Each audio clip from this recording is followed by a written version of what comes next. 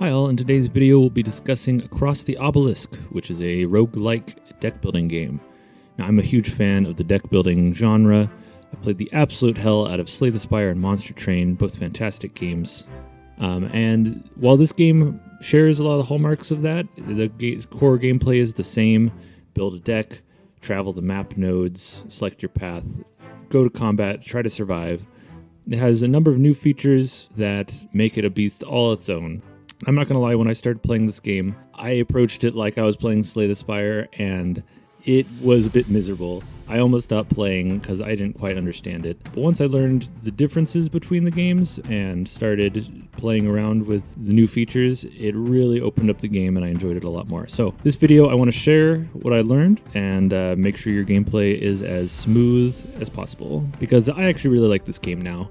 It's well polished, it's well put together, well designed. You just need to know what you're doing to make sure you have a good experience. So let's dive in. Here are the 6 things I wish I knew when I started playing. Number 1, the game isn't that hard, you're just underleveled. Now, I don't know your life. Maybe you are terrible at this game. Maybe you're new to deck builders, and you don't know what's going on, and that's okay, we all start somewhere.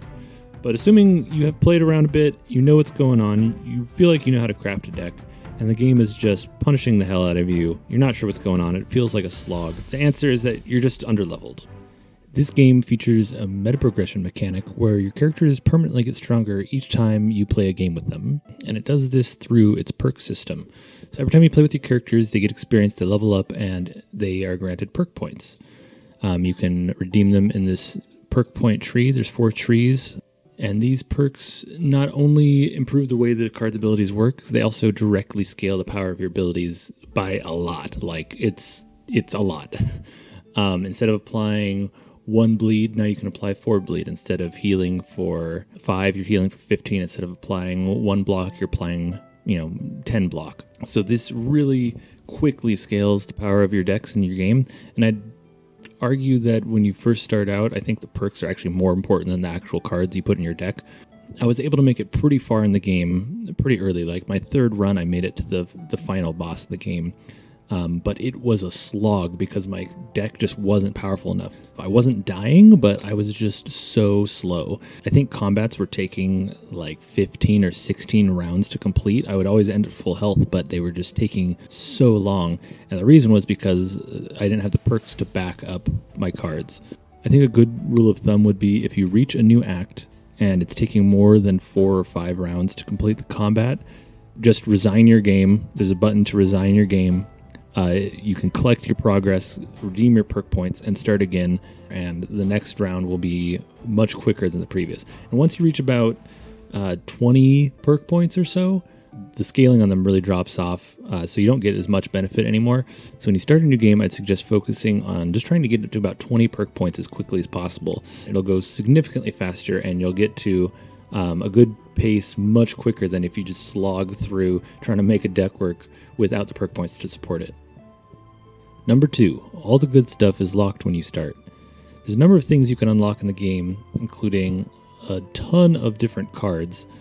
Each class has almost 100 cards that you can unlock as you play, just by exploring, leveling up, getting card rewards, all that.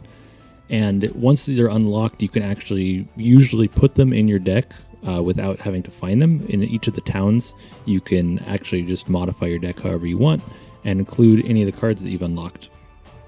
So unlocking these can really seriously boost the power of your deck right from the start, because you can just start with all those powerful cards. In addition to card unlocks, there are 12 playable characters that you can unlock by completing quests on the map.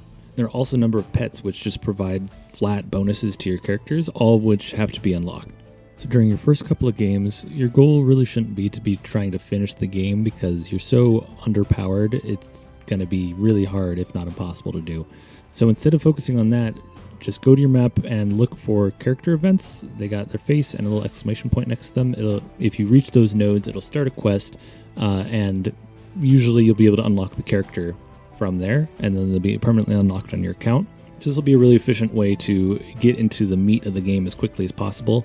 You'll be unlocking your characters, unlocking pets, unlocking all your cards, and be gaining perk points all at the same time, just by focusing on the character quest nodes instead of trying to fight bosses and progress through the game. Number 3, equipment are the new relics. Now, if you played Slay the Spire or Monster Train, you'll be used to receiving relics that completely change the way your decks work. That mechanic is still present in this game, but it's replaced by your character's equipment. So each character can have 4 pieces of equipment, weapon, armor, jewelry, and accessory, as well as a pet. So you're able to buy this equipment in each town that you visit at the start of each act, as well as through a number of in-game events. It'll unlock shops or just present you with equipment, and these are essentially the relics of the game. And some equipment can be pretty game-breaking on the right character. If you stack up the right stats, it can just get insane really fast. So before combat, you find a challenge, and one of the options is gaining access to a special equipment shop. You might want to give that a little more focus than you think, because finding the items in those shops can just completely change the outcome of your run. So don't focus only on your deck and overlook equipment. Number 4, Master of One Trade, Jack of None. I don't even know if that really makes sense. But the point is, don't spread yourself too thin by trying to get a little bit of everything. In other deck builders, it might reward you for having a very well-rounded deck that allows you to meet every challenge. This is not one of those games. If you try to do a little bit of everything, you try to have a character stack bleed and poison, some fire and some dark, you're just going to spread yourself too thin, and the stacks aren't going to get big enough, and it's just really going to slow you down. You really want to just pick 1 or 2 things per character to really focus on and just stack the crap out of it. So for instance, you might have your warrior stack defense, your healer stack heals, your scout stack marks, and your mage focus on dealing damage of 1 or 2 types maybe. So allow the stacks of your curses to get very high very quickly and make your life way easier. Number 5, keep your deck small. Now this one's pretty standard across most deck builders I've played, but the smaller your deck, the more consistently strong your characters will be, because you won't have to rely on RNG so much to actually draw the cards you need in any given battle. So in this one, there's actually a minimum card size for your decks. It's 15. You can't actually drop below that. Some other games you might be able to drop it down to like 2 or 3 cards and just cycle an infinite deck for easy wins. This, you actually do have to have a minimum of 15 cards.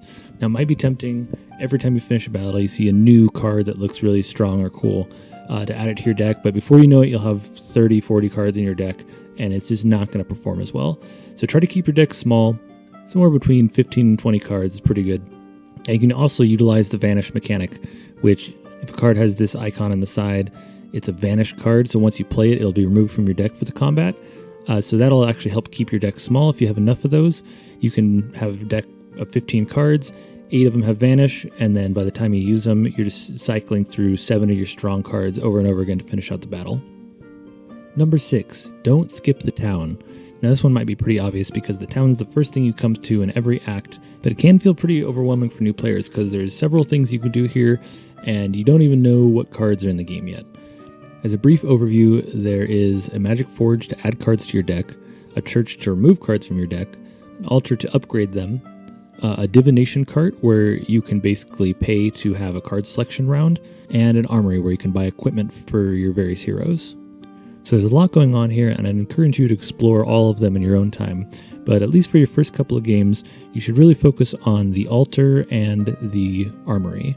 The armory will allow you to right away just add a little power to your characters. Anything that says plus damage or plus charges that stacks up with what that character is going to be doing is an easy choice just to add a little boost to your character. And the altar will allow you to just improve the performance of the cards that the game has already given to you to start with. This game's kind of nice that the game gives you a choice, and with upgrading cards, they're not just better, you actually get to make a choice about how you want the cards to perform. There's very few bad choices, so don't skip it thinking you're going to make a wrong choice with how you upgrade it. Just pick an upgrade and see how it does. The first several games are all about unlocking perk points, unlocking content, and exploring the cards. So just play around, spend some shards, see how it goes, get a feel for everything during your first couple of games. So there you have it, the 6 things I wish I knew when I started playing the game. I hope these tips help you get through your first several games with a little bit more enjoyment, a little less confusion. If you like this content, please give me a like. If you have any tips of your own, please leave them in the comments below. And until next time, happy gaming.